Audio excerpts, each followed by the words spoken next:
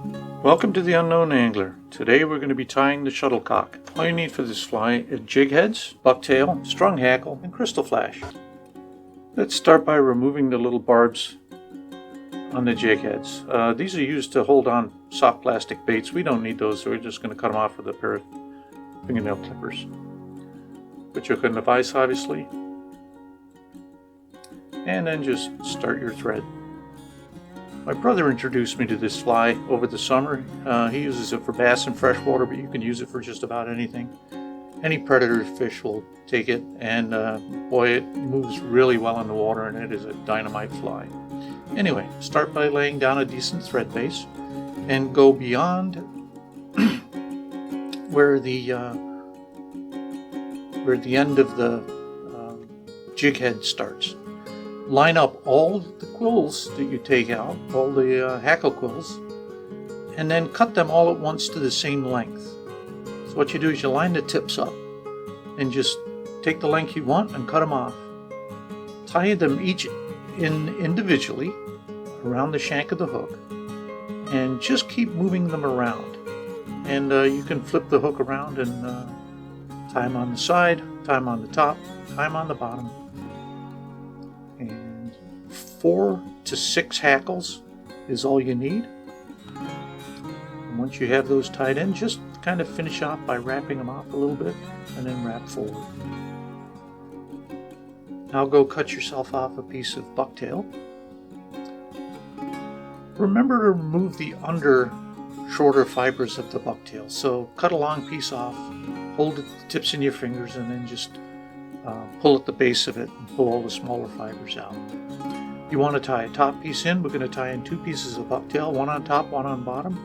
And then if you watch what I do here real quickly when I'm doing this top piece, when you tie it in, put 1 good loop, maybe 2 good loops of thread around it.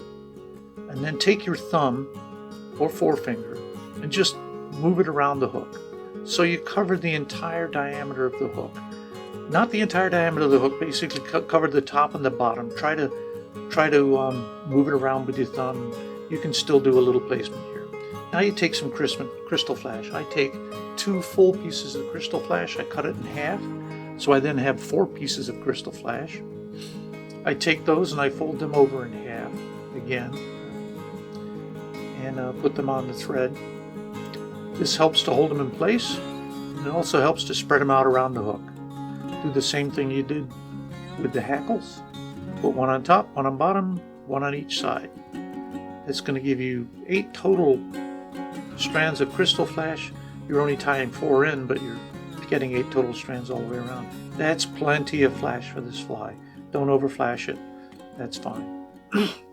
The next piece is optional, but it really helps to make the fly bomb-proof. Add a little Zap-A-Gap or super glue. And make sure you have a rag handy, because you put 1 drop on and then you start wrapping forward and you watch that drop. It's going to squeeze out. Whoop! Now take a rag, wipe that off, make sure you get all of that off, and tap in and tap around it a little bit with your rag. Now you can finish the fly off. That super glue works magic. It will make sure this fly is absolutely bomb-proof. Fish will hit that. You can fish that all day long. Unless you get a real toothy critter like a barracuda or something, you're in good shape. Before you go to finish it with some whip finishes, and you can watch closely what I do with my fingers here. 1, 2, 3, 4, 5. I usually do 5 to 6. I did 6 there, and I do it twice. And that's it. Real simple, real easy, absolutely bomb-proof jig, and it works great in saltwater, it works great in freshwater, and it's got a ton of action. When you put this thing in the water, it really comes alive. Have fun! See you next time.